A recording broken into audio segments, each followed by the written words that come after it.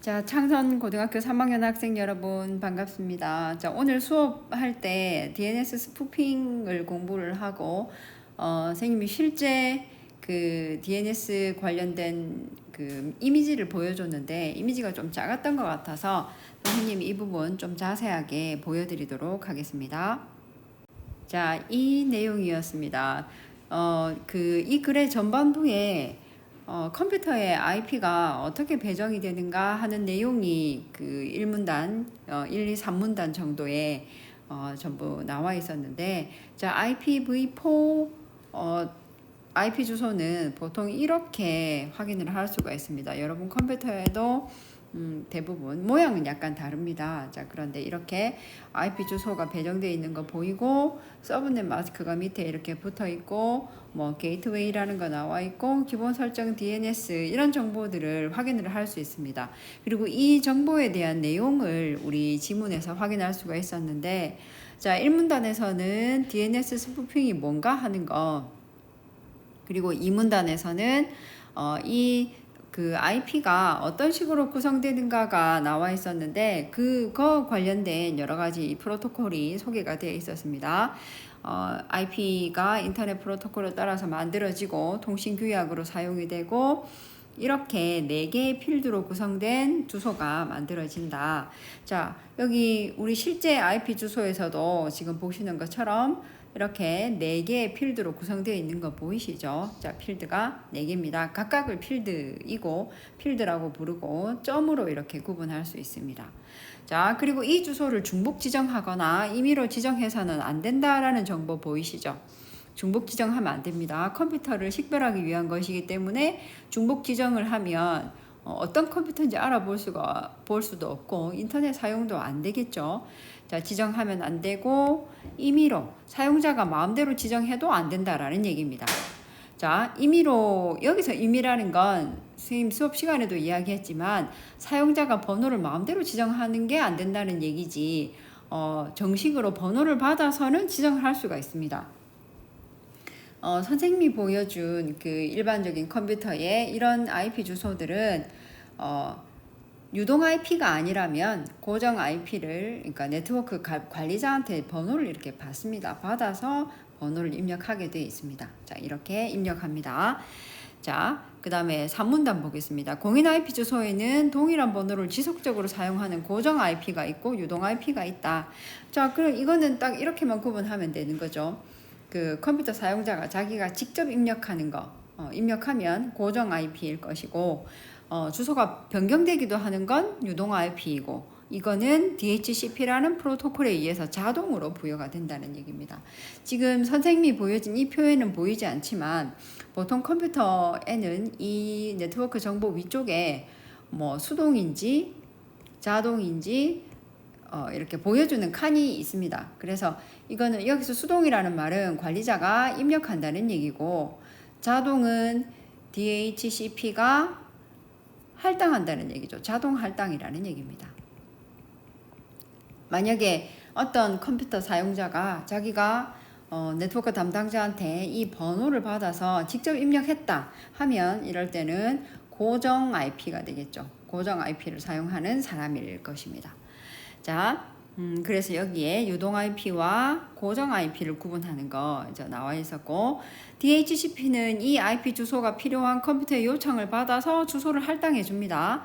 자, 그리고 이걸 사용하지 않을 때, 뭐 컴퓨터를 끄거나 인터넷 사용 안 할 때는 그 IP 주소가 필요 없을 테니까 주소를 반환받아서 다른 컴퓨터가 그 주소를 사용할 수 있도록 해준다. 이 정도 기억해 두시면 되겠습니다. 그리고 한편 인터넷에 직접 접속은 안 되지만 내부 네트워크에서만 서로를 식별할 수 있는 사설 IP도 있다. 이거는 이제 별도의 다른 걸 이야기하는 겁니다. 선생님이 학교를 예를 들었지만 내부 네트워크끼리 서로 식별하도록 하는 주소가 따로 있다는 얘기입니다. 자, 그리고 인터넷은 공인 IP 주소를 기반으로 동작하지만 우리가 인터넷을 사용할 때는 IP 주소 대신에 이런 도메인 네임을 사용한다. 자, 그런데 이 도메인 네임은 사람을 위한 거라고 했죠. 자, 기계를 좀 더 그 기계한테 가깝게 하려고 하면 이 IP 주소를 변환을 해야 되는데 그 변환해 주는 걸 DNS라고 부릅니다. 자, 밑에 기본 설정 DNS라는 거 보이시죠? 자, 이 DNS가 아까 뭘 하는 거라고 했습니까? 도메인 네임을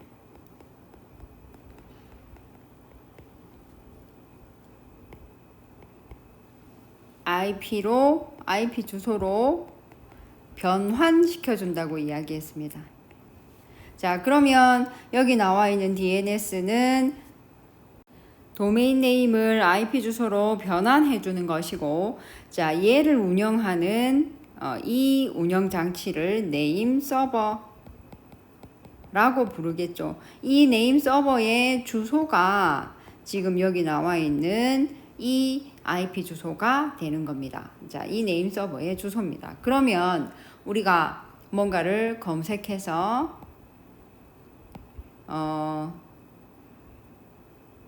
무슨 대학교, 자, 이거를 검색한다고 했을 때 이 대학교의 IP 주소는 이 네임 서버에 질문을 하게 되겠죠. 질의하는 패킷이 들어가게 되겠죠. 자, 그러면 이 네임 서버에서 나한테 다시 답변을 주는 겁니다. 질의 패킷을 보냈을 때 이 네임 서버가 이거에 대한 응답 패킷을 보내겠죠. 자, 그리고 이 네임 서버는 인터넷 통신사들이 다 가입자들을 위해서 공동으로 운영한다고 했습니다. 그러면 여기 나와 있는 이 주소는 누가 운영하는 거라고? 통신사가. SK텔레콤, KT 이런 되겠죠. 그리고 이 번호는 KT 거일 겁니다. KT 걸로 알고 있습니다. KT에서 운영하는 그 네임 서버를 우리는 지금 공동으로 여러 사람들이 사용을 하고 있는 거죠.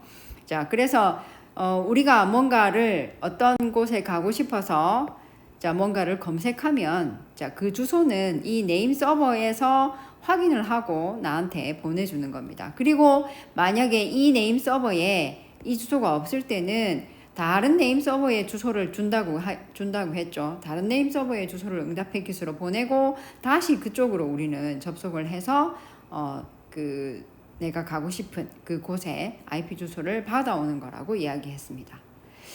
여러분 컴퓨터를 보시면 수동 IP인지 자동 IP인지를 확인할 수 있는데 보통 자동의 경우에는 주소가 나오지 않습니다.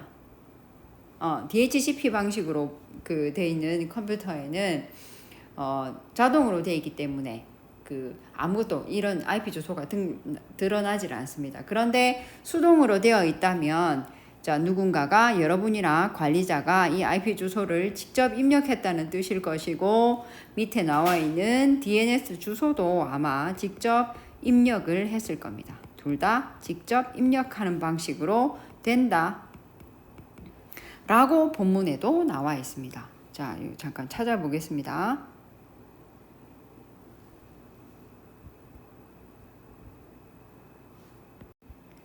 자, 여기 있네요. 고정 IP 주소를 사용하는 컴퓨터에는 사용자가 네임 서버에 IP 주소를 직접 기록해 놓아야 한다.